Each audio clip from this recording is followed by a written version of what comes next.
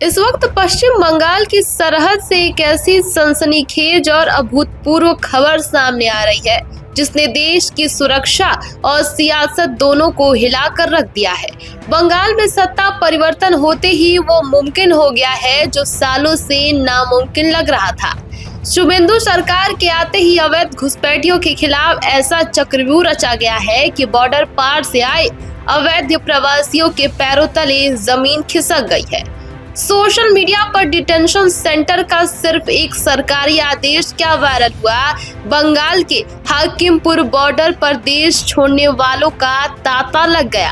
सालों से जो घुसपैठिए यहाँ वोटर बनकर मौज काट रहे थे, आज वो अपनी पोटली बांधकर भागने का रास्ता ढूंढ रहे हैं।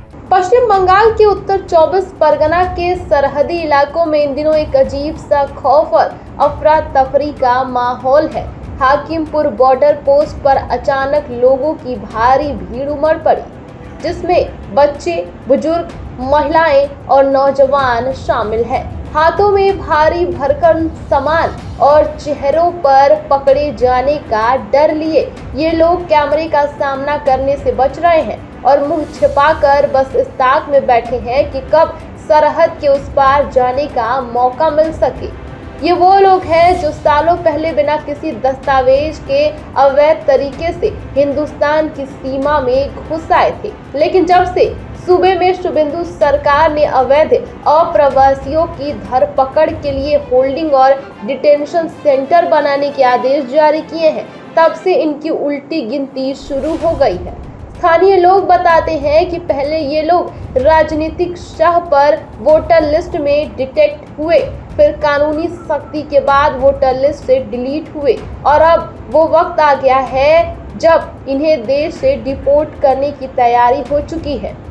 बशीरहाट उपमंडल के स्वरूप नगर पुलिस थाने के तहत आने वाली बिधारी हाकिमपुर ग्राम पंचायत के लोग इस अचानक उमड़ी भीड़ को देखकर दंग है कि आखिर इतने दिनों से ये अवैध लोग कहां छिपकर बैठे थे। शुभेंदु सरकार के शपथ ग्रहण के पहले दिन से ही साफ हो गया था कि बंगाल को घुसपैठियों से मुक्त कराया जाएगा और अब ये वादा जमीन पर हकीकत बनता दिख रहा है।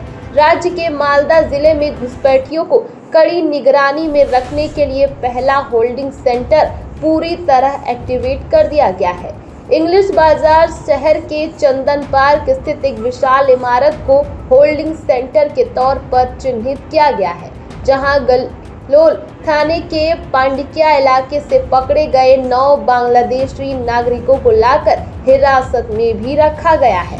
कानून के शिकंजे में आई 3 महिलाएं और 6 नाबालिग शामिल हैं, जिन्हें पूरी सुरक्षा और मानवाधिकारों का ध्यान रखते हुए कड़ी निगरानी में रखा गया है।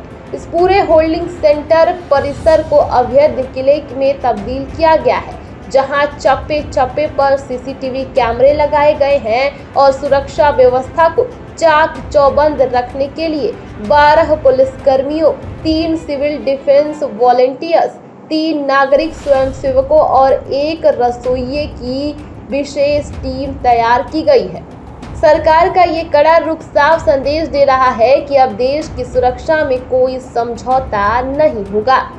इस कड़े प्रशासनिक एक्शन ने बंगाल की सियासत में एक बार फिर वैचारिक जंग छेड़ दी है। एक तरफ बीजेपी का सीधा आरोप है कि पूर्ववर्ती टीएमसी सरकार ने केंद्रीय गृह मंत्रालय की गाइडलाइंस की धज्जियां उड़ाते हुए बंगाल को अवैध घुसपैठियों और रोहिंग्यों के लिए एक सुरक्षित पनाहगार बना दिया था, जिसमें सूबे की डेमोग्राफी और सुरक्षा खतरे में पड़ गई थी। तो वहीं दूसरी तरफ जैसे ही वर्तमान सरकार ने बंगाल को घुसपैठियां मुक्त बनाने का संकल्प पूरा करना शुरू किया, सीपीएम और लेफ्ट जैसी पार्टियां इन अवैध प्रवासियों के बचाव में आ गई हैं। लेफ्ट के नेताओं ने तो सरकार की इस कानूनी कार्रवाई को अत्याचार करार देते हुए इसके खिलाफ आवाज उठाने और विरोध प्रदर्शनों को समर्थन देने की बात कह दी है। विपक्ष का तर्क है कि जिस पर जुल्म होगा वो लड़ेगा, लेकिन सवाल ये है कि अवैध रूप से देश में रहने वालों पर